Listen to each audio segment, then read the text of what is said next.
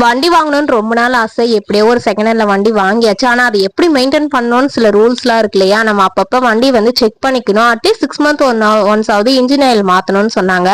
So சின்ன சின்ன tips எல்லாம் அப்படியே தெரிஞ்சுக்கிட்டு நம்மளும் ஓரளவுக்கு ஓட்ட தடுமாறி கத்துக்கிட்டோம்னு வச்சுக்கோங்களேன். நம்ம கடை பக்கத்துலயே வந்து மெக்கானிக் கடை இருக்கிறதுனால எந்த ஃபால்ட்னாலும் அவங்களே பாத்துருவாங்க. ஸோ நான் இன்ஜின் ஆயில் மாத்தணும் தம்பி, மாத்தி தரீங்களா அப்படின்னு கேட்டேன்.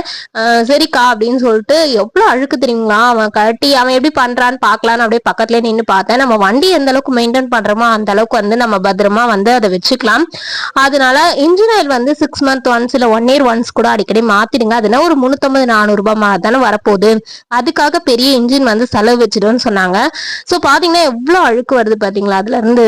நான் அப்பதான் 1 மாசம் தான் ஆகுது, பரவாயில்ல நம்ம வந்து மாத்திடலான்னு மாத்திட்டேன். சோ பக்கத்திலேயே தம்பி இருந்ததுனால அவனே எனக்கு ரெடி பண்ணி கொடுத்துட்டான்.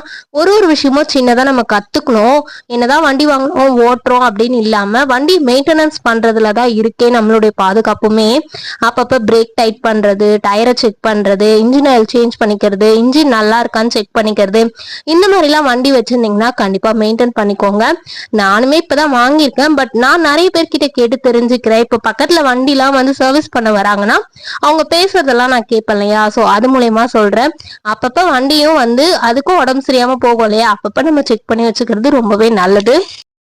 ஒரு விஷயமும் லைஃப்ல லேர்னிங் தாங்க. எல்லாத்தையுமே தெரிஞ்சுக்கணும்ன்ற ஆசைகள் நமக்கு நிறையவே வரும். ஸோ சின்ன விஷயமா இருந்தாலும் அதை கத்துக்கணும். ஆயில் வந்து கொஞ்சம் கொஞ்சமா அந்த ஹோல்ஸை வந்து ஸ்லோவா தாங்க இறங்கும், அதனால கொஞ்சம் கொஞ்சமா விடணும் அப்படின்னு சொன்னா, அந்த எப்படி வந்து கீழே ஒரு பாட் இருக்கு, அதை கழட்டிட்டு அந்த வெளியே வந்து இன்ஜின்ல இருந்து ஆயில் கீழே வந்துருச்சு. இந்த கார்னர்ல பாத்தீங்கன்னா புதிய ஆயில் வந்து ஃபில் பண்ணிட்டு இருக்கான். நான் இவன் எப்படி பண்றான் அப்படின்னு சொல்லிட்டு நின்று பார்த்தேன். உங்களுக்கும் இது யூஸ்ஃபுல்லா இருக்கும். பார்க்காதவங்களுக்கு இது வந்து இப்படிதான் ஃபில் பண்ணுவாங்க போல, இன்ஜின் ஆயில்ல இப்படிதான் சேஞ்ச் பண்ணுவாங்க. ஒரு 10 நிமிஷம் வேலை தான் இது. அதனால நீங்க வண்டி விடுறதா இருந்தா கண்டிப்பா யூஸ்ஃபுல்லா வந்து இந்த மாதிரி விஷயத்தெல்லாம் ஃபாலோ பண்ணிக்கோங்க ஃப்ரெண்ட்ஸ். கண்டிப்பா பிரேக் எல்லாம் செக் பண்ணிக்கோங்க. பாய், தேங்க்யூ.